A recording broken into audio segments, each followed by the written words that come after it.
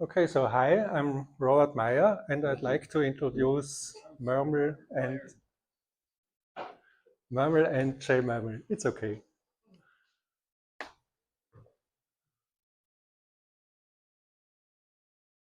The contents of this presentation will be Murmel is the language, a Lisp dialect based on a subset of Common Lisp, and an implementation of Murmel, which I call JMurmel. And this implementation is written in Java, so it runs on the JVM. And I'd like to note that both are work in progress and more a hobby project of mine, but still you might be interested in.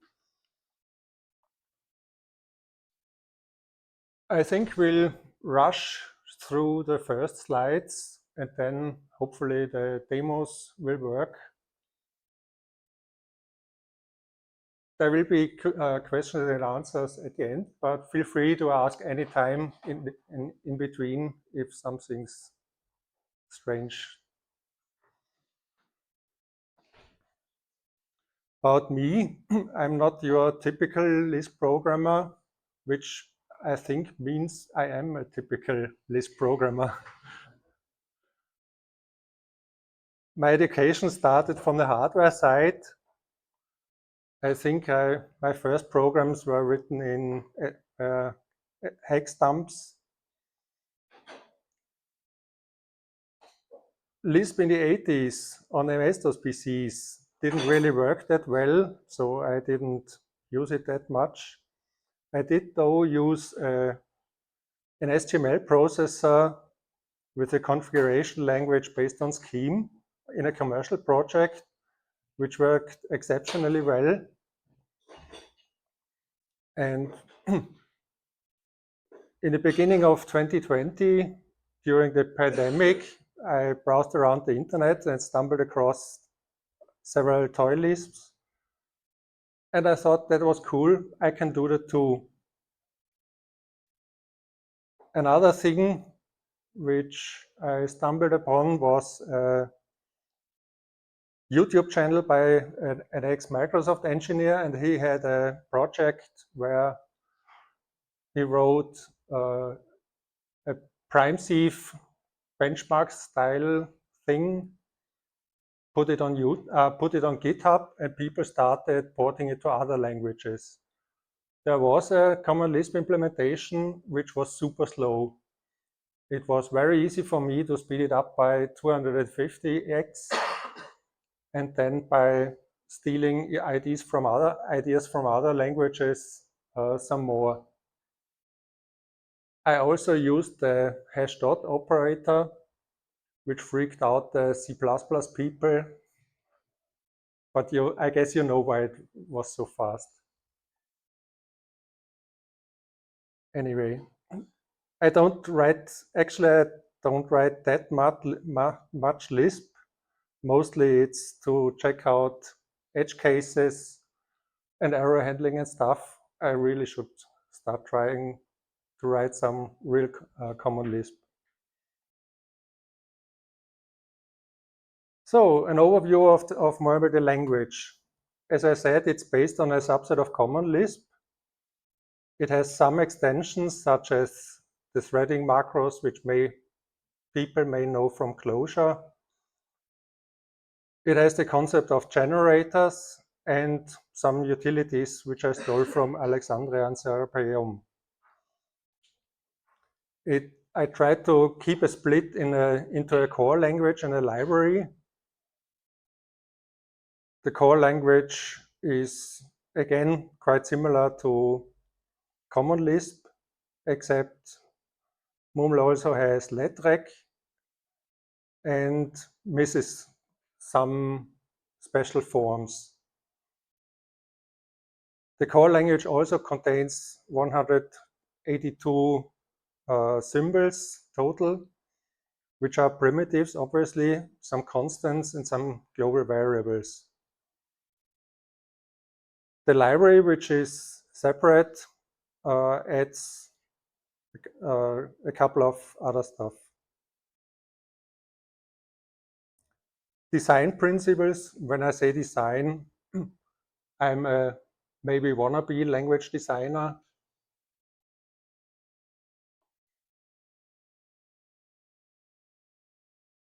Common Lisp is quite big. Starting a Common Lisp implementation from scratch is huge. And I'm less interested in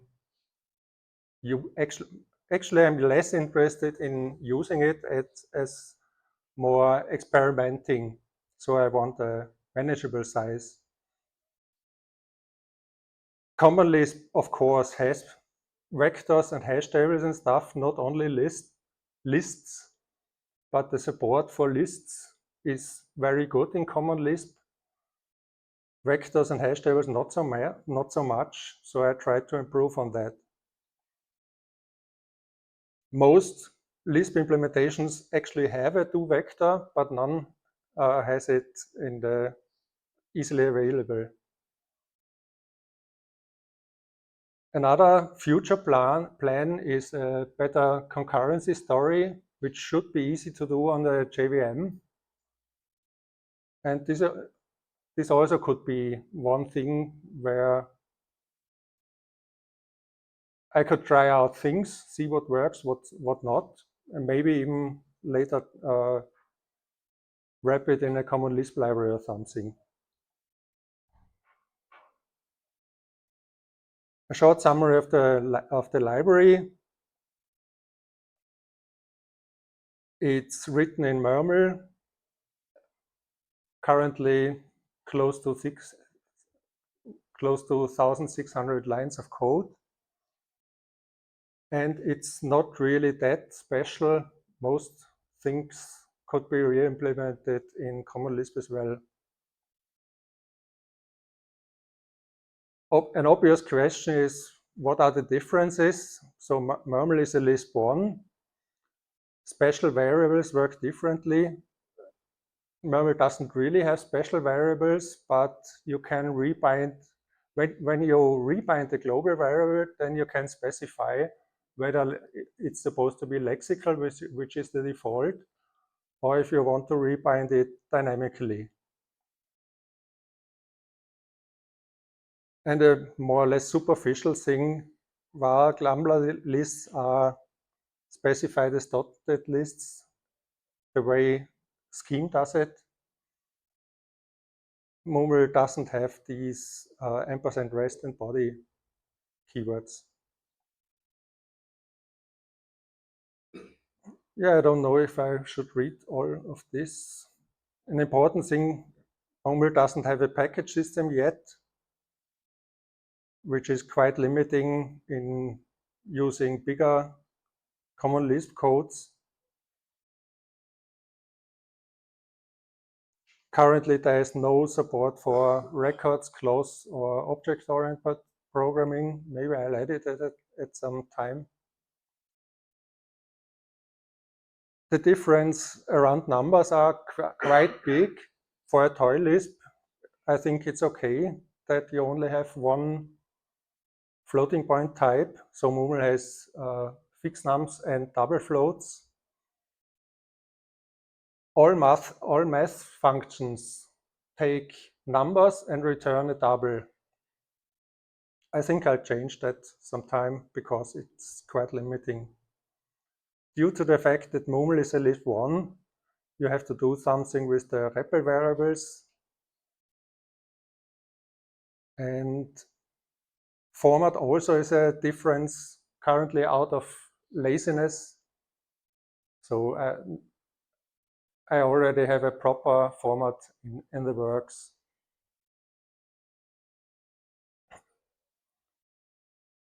Load and require are different.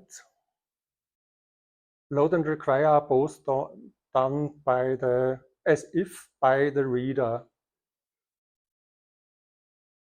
And for example, Common Lisp write has a huge number of keyword arguments. Murmel has a small subset of them without keywords, but these based on optional arguments. So I already mentioned letrec. Murmel also has the named let and variations. Cerapeum has a macro called nlet, which does the same. Of course, obviously, this is stolen from Scheme. The core language doesn't have any other looping construct because you can do everything with recursion, and named lets makes recursions easier. Murmel's hash tables are built into the core language and support a few additional features. You can also have sorted hash maps. And Murmel has hash table literals. I thought it was a good idea. We'll see if it really pays off. And Murmel's default library has sort of lazy sequences, not yet the same as the generators that people use in Python, so there's no support for yield. Maybe I do something like coroutines or something. Okay. So now we switch to the implementation. The current implementation is written in Java, and the deliverable is a single jar, which can be used from the command line, as well as a dependency for a Java program. This jar contains both an interpreter as well as a compiler. Currently, it's one single file with 13,000 lines of code. Nobody does it this way. I did it on purpose to make a project which is the opposite of what I have to do in my day job. The jar is quite small compared to other implementations of other Lisps. And maybe what's special is about the code, there is nothing special. The interpreter as well as the compiler are maybe 70s, 80s technology, but it works a lot better than it really should.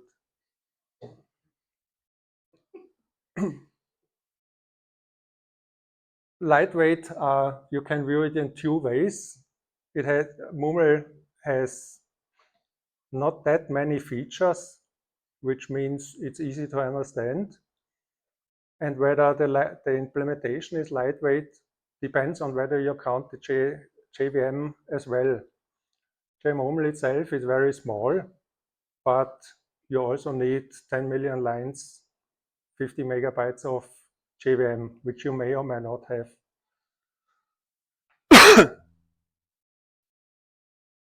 JMurmel also supports a lot of command line arguments, and for experimentation purposes, you can turn off features like you can say no numbers,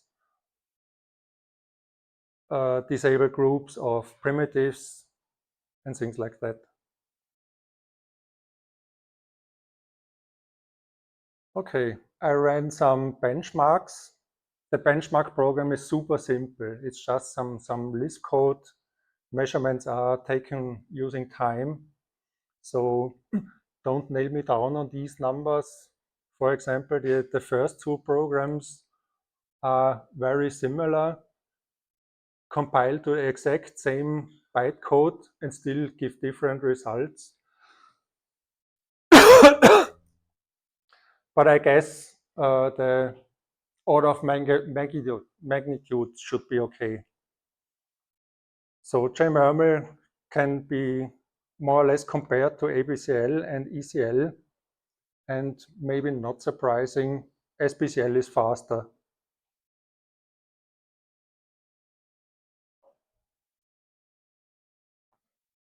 Yeah, the interpreter is the super naive classic implementation with eval eblis and something like pairless, because it has to process the dotted lambda lists. So the coding style is untypical Java. It's more like a procedural coding style. Eval is that the switch statement is wrapped inside a loop. So the last form of a list of forms simply jumps to the beginning of the switch statement again, and that won't consume any host stack.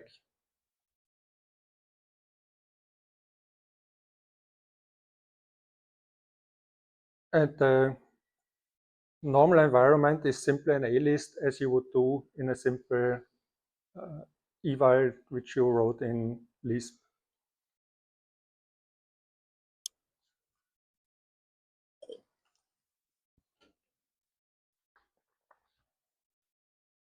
Murmel primitives are invoked by the compiler without an environment lookup, which is quite a speed up. So that was the interpreter. Now to the compiler. Compilation strategy is different from ABCL, which directly emits bytecodes. I took the easy way. I emit Java code and then invoke the compiler, which comes with the JDK. The way the compilation is done is also super naive. A lot of most common Lisp forms map one-to-one to Java forms. You may or may not need to use a Java lambda so that you get a return value. One question in the feedbacks to the paper was, how does tail call elimination work? Because the JVM doesn't have that. A lot of tail calls can be, a lot of self-recursion can be transformed trivially into a loop, and the rest is done with a trampoline. The trampoline is quite an improvement, performance impact, but I wouldn't know how to do it any other way. The strategy not to emit bytecodes has the advantage that during development, I wouldn't say that generated Java is readable, but at least it's decipherable. So it's a lot easier to figure out where the compiler goes wrong. An obvious question is, what do I use it for?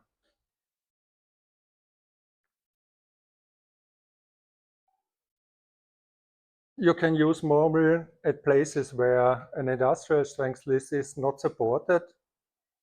For example, you can make Murmel run in the browser, which we'll see later. Features of Common Lisp are great, of course, but sometimes they may even be at a disadvantage. For example, if you used it as a scripting language for another application, then it may make a difference how much you have to teach people. And if the language is smaller, obviously, you need to teach them less.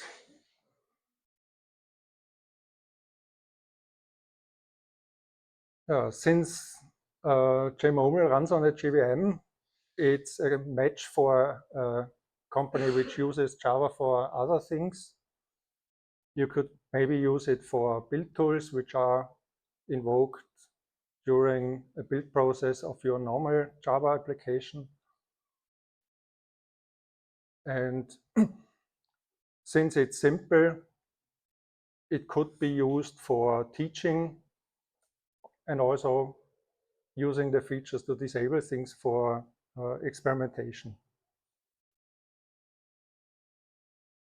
Okay, so now we'll run some hands-on demos.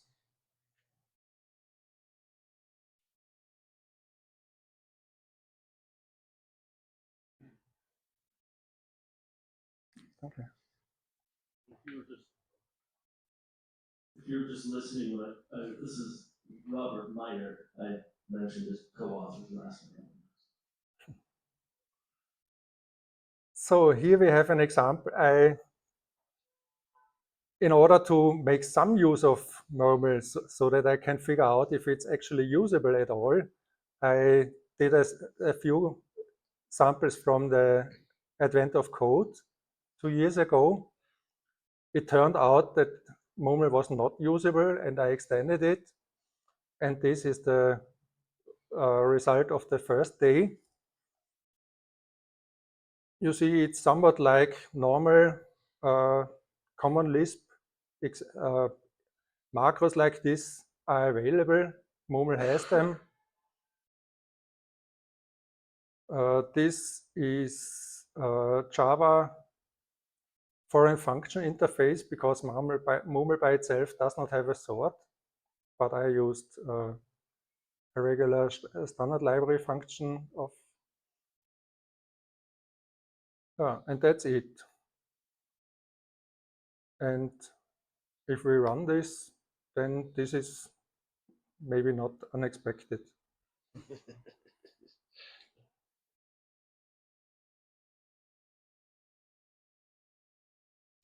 Murmel also has turtle graphics built in.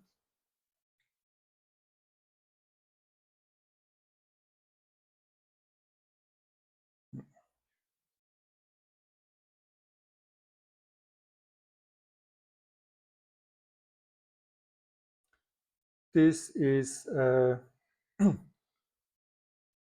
what's it called?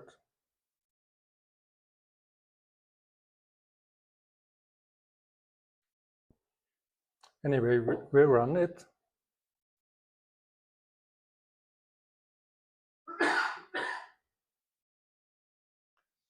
This is not that Murmel is so slow. There's a sleep call so that you can see the vector graphics will be sized so that it fills the full screen. So you don't have to worry about coordinates.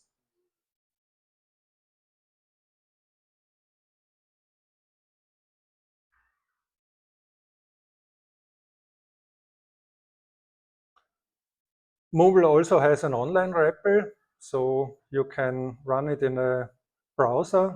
Also, for example, it also runs on phones. Where do I have it?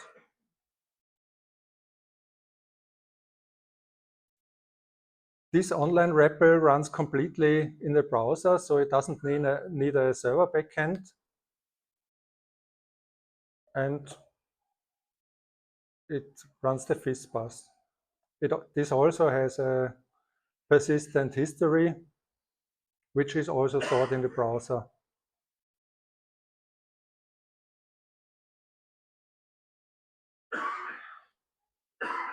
And so that you can.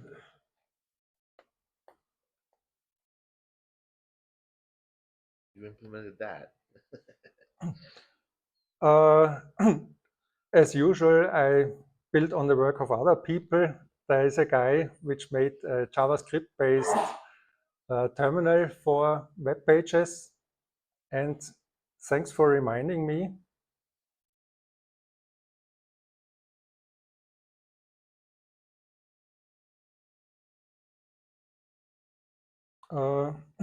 I would say this is what really is specific to, can you read this?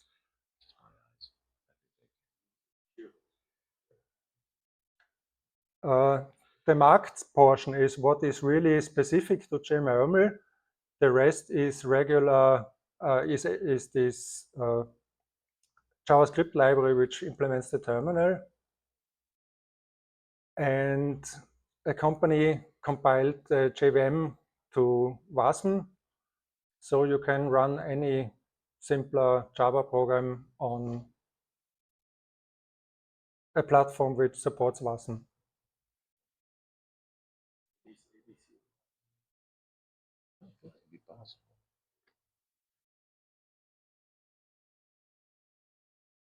Okay, this is just the way which you invoke Java FFI. And maybe a funny example is if you can turn off const cells and everything. And since you need const cells, you implement them in lambda calculus.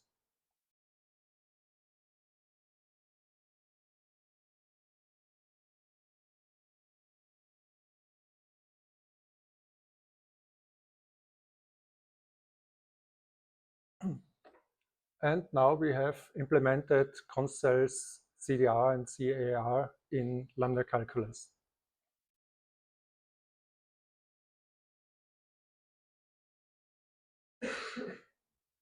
And I'm done.